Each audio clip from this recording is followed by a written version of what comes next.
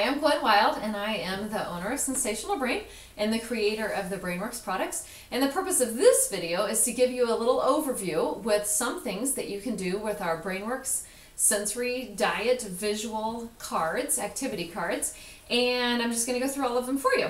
Now, there are two different options, which we spoke about in the previous video, if you've had a chance to watch that. One is to be the DIY type, where you have a digital membership to BrainWorks Online. If you have that membership, your file folder tool that you could create for a classroom or for an individual child will end up looking something like this. And this is the inside. If you order one of the kits or the physical products alone, like a single family kit or a therapist kit, you will receive products in the mail that allow you to simply and quickly put together this pre-made version. Essentially requires a little bit of simple assembly. Now I'm just going to show you how we use this tool. We recommend it for kids primarily between the ages of 5 and 12. Some younger kids do okay with the number of options that are inside. We began using this with some kids as young as 3 successfully, but the general school age is going to be your best bet. They like the interactive format, they like the colorful pictures inside, and they really begin to understand this analogy well. So let me tell you about this tool first. This is called our file folder tool. The kids begin to identify their sensory speed through the tachometer on the outside, and this correlates to the colors in a stoplight. So if you just stop and think about what a car is doing at each of the colored lights, it helps you to make sense of how we're making the analogy between your sensory speed and a car speed, okay? So think about a car at a red light. At a red light, a car is not going anywhere fast. In a human, that means you're slow and sluggish, might be leaning on your arm, kind of daydreamy, not processing quickly, just kind of unmotivated. Sometimes these kids are called the bump on the log kids. They're there, they're physically present, typically not a behavior problem, but they can have difficulty learning because information isn't being processed very quickly. So their sensory systems are identified as being on red. All of us feel that way from time to time too. When a light is green, let's go to green next. At a green light, a car's on go, full speed ahead, which is fine unless it starts exceeding the speed limit, and then it can be headed for a crash. So we really see two different types of kids who start out on that green speed. One type are the over-responsive kinds of kids. For these kids, they're having an over-responsive reaction to incoming sensory information. Everything is bothering them. It's too much. They're frazzled and overwhelmed. With that analogy, it's actually their brain that's going too fast, so to speak. Those kids need to be encouraged to choose the red arrow activities to help them calm down, slow down, and relax, okay? But there's another type of kid that's on green also, and these are the kids we call our sensory seekers or sensory cravers. These kids, their bodies are literally going fast. They're the kids who are running and jumping and spinning and crashing and driving their teachers crazy and probably their parents as well. So they are going too fast, and we need to find an outlet for that energy. Now for those kids, we actually find that green arrow activities are the ones that work best. The green arrow activities have a green arrow pointing upward in the upper right-hand corner, and these activities help us get going, perk up, and be alert. So our sluggish kids who start on red need green arrow activities. But our sensory seekers also do best with green arrow activities. And that's because they need help letting that energy out, so to speak. They need an outlet for that energy. If we're looking at it from a neurological standpoint, what they really need is help reaching that really high threshold where sensory information is processed and responded to appropriately. So we're giving them that extra stimulation they need in order to reach that high threshold. It's kind of confusing, but it's very similar to what we tell our own kids, you know, when they're bouncing off the walls. We say, go outside and run off that extra energy. And that's essentially what we're doing here too. We're giving them an outlet for that excess in an attempt to reach that high threshold that they have. So these kids are on green. They need more green. And the analogy we use is to say that their gasoline tank has too much gasoline in it, and the quickest way to burn off that gasoline is through the green arrow activities. So those are our sensory seekers. The over-responders, these kids who they're going too fast because their brain is spinning and overwhelmed, they do best with the red arrow activities that help them calm down, slow down, and relax. And our little passive kids that start on red, who are slow and sluggish, they need the green activities to help them get going, perk up, and be alert. Our yellow arrow activities are always safe. These are mostly good proprioceptive activities that are good for everybody. So if you need red, you can choose red or yellow. If you need green, you can choose green or yellow. Yellows are pretty much always safe. And in our analogy with the tachometer, yellow represents modulation, meaning you're at that just right speed.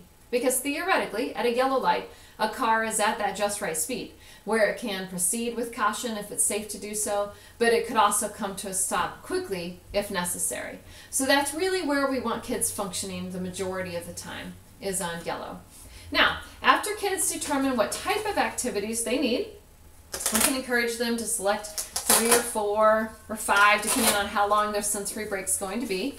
And then they can make their selection and move them to the outside of the file folder. And then this becomes a visual schedule for them. The purpose of this tool is to structure their sensory break time to make sure that they're using that time wisely from a sensory standpoint. So we can then set a timer, maybe for 10 minutes, and say, you can do any of these activities in any order until the timer goes off. Or I could provide even a little bit more structure by saying, do this activity for maybe 2 minutes and then take it off and move on to the next activity. So you can use that a number of ways, but it helps to structure that sensory break time for kids. Now we have a couple of other options for our younger kids or kids who are more cognitively impaired. Do better with this first then option, where the first represents a task and the then represents sensory input. Now here, I really would want to get the child modulated before I even pull this out. But then this becomes a way of keeping a steady flow of sensory input going. So we work for a specified amount of time, we meet their sensory needs. Then we work again, and then the sensory needs continue to be met on an ongoing basis. The kids perceive this as a reward because sensory input is usually inherently rewarding, but what we're really doing is providing them the input we know they need in order to be successful when it's task time again. To prevent this from seeming like I'm accidentally rewarding improper behavior that may occur during the task time, I use timers a lot. I may set a timer for 2 minutes and say, we are working on this until the timer goes off. And then, no matter how bad the behavior is, still when it's done, we go on to this, because this is essentially a very basic visual schedule, and so we want them to begin learning that concept. Now, because these kids are younger or more cognitively impaired, I'm definitely going to have more control over the choices. So if I know they need a red arrow activity after they complete the task, then I may hold up 1 or 2 or 3 red arrow activities and say, choose one. They make the choice, put it on, do the task, and then we follow through with the sensory input. So that's how that can be used for your younger kids. And if you are the DIY type with BrainWorks online membership, there is the option of printing all of these cards in the 4-inch version, which works really well for that first then version. You can also use the cards to create keyring tools. These are good for our older kids who would be a little bit embarrassed to be seen with something like this, or our kids who are going to more of a general ed type of setting sometimes. And here I may create this with the child and lay out like 30 or 40 sensory activity options that I think would be helpful for that child. And then I'm asking them to select 10 or 15. And when they make that selection, we talk about what equipment do you need? Which class periods do you think that would be most helpful? Is there anything we can do to make sure this doesn't cause a distraction to other people or turn unwanted attention on yourself? So we just have those conversations. That way, even if they never pull this out in public again, I feel like there's some learning occurring through the creation of it, and it's still something physical that they can show their parents or their teacher, and then those adults can remind them to use their keyring strategies. One more thing that you can do with our picture cards is to use them to create visual schedules to support problematic routines. Like for this child, he is transitioning away from the computer, needs to go to circle time. And that's a very difficult transition for this child. So before he even gets on the computer, the teacher puts on the non-negotiables, computer and circle time, and then leaves some open spots before and after circle time. So when it's time to turn the computer off, he's already made these choices beforehand. And what he sees is, it's time to turn the computer off and get ready for circle. But first I get to do these 2 sensory activities, and I chose these, so I'm going to be a little bit more willing to comply. And after circle time, I got to choose a very highly preferred form of sensory input to engage in upon completion of circle time. So this helps from a sensory standpoint by building in sensory input that I think he needs to be successful in that transition. And it also helps behaviorally because he sees, yes, I have to do this, but I also got to do these things and I chose those things. And it helps cognitively because it helps me to prepare for what's going to happen over this next period of time. So you can also use our cards to build in some, build into some existing routines to support kids that need that help from a sensory standpoint. Okay, if you have any more questions, feel free to email me at gwen@sensationalbrain.com.